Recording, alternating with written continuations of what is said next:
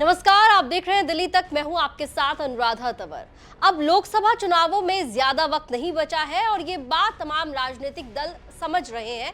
और इसी वजह से अगर हम बात विपक्ष की करते हैं यानी इंडिया अलायंस की करते हैं, तो इंडिया अलायंस में सीट बंटवारे पर लगातार मंथन हो रहा है, बैठकों का दौर चल रहा है।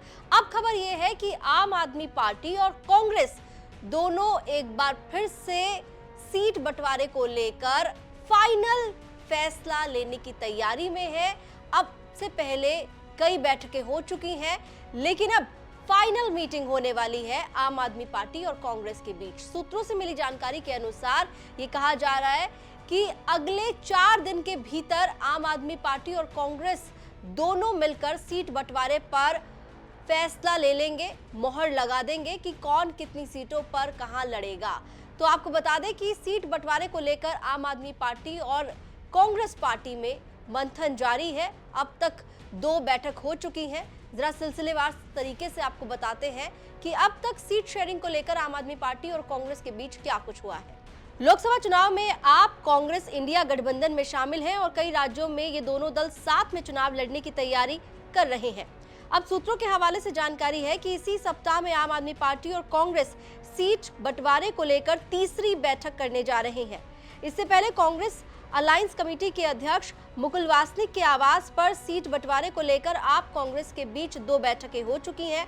पहली बैठक 8 जनवरी को हुई, जिसमें आम आदमी पार्टी की ओर से सांसद संदीप पाठक, दिल्ली सरकार में कैबिनेट मंत्री आतिशी और सौरभ भारद्वाज शामिल हुए थे।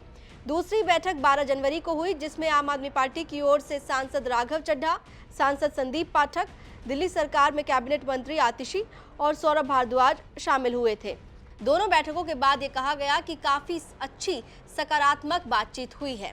तो अब तक आम आदमी पार्टी और कांग्रेस पार्टी के बीच सीट शेयरिंग को लेकर 2 मीटिंग्स हुई हैं कांग्रेस अलायंस कमेटी के अध्यक्ष मुकुल वासनिक के आवास पर। और दोनों मीटिंग्स के बाद ये कहा कि काफ़ी अच्छी पॉजिटिव बातचीट हुई है और हम लोग काफ़ी सकारात्मक अप्रोच के साथ आगे बढ़ रहे हैं।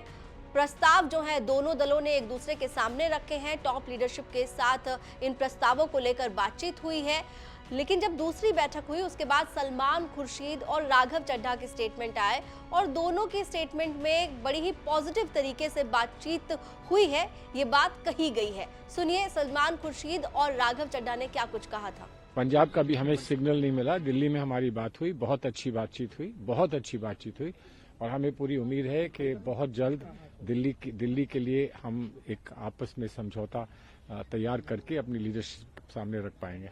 क्रिकेट मैच की तरह बॉल बाय बॉल कमेंट्री नहीं हो सकती। बहुत अच्छी बातचीत चल रही है। सलमान खुर्शीद जी ने आपसे विस्तार से चर्चा करी है। जब कुछ बताने लायक होगा आपसे फिर विस्तार से चर्चा करेंगे। तो आम आदमी पार्टी और कांग्रेस पार्टी सीट शेयरिंग को लेकर काफी पॉजिटिव है। दिल्ली के भीतर अलायंस तकरीबन संभव है।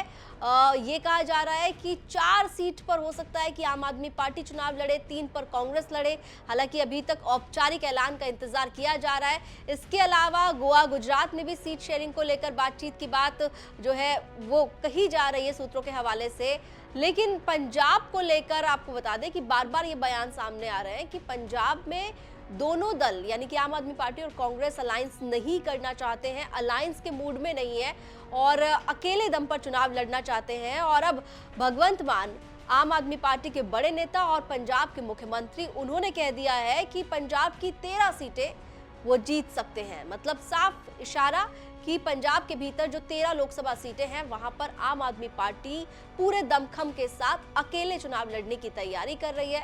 लेकिन अब देखना होगा कि ये जो तीसरी बैठक होने वाली है इसी सप्ताह जो बताया जा रहा है, वो कहा जा रहा है कि ये फाइनल मीटिंग होगी और उसके बाद सीट्स डिक्लेयर की जाएंगी कि कौन कहां कितनी सीटों पर लड़ रहा है।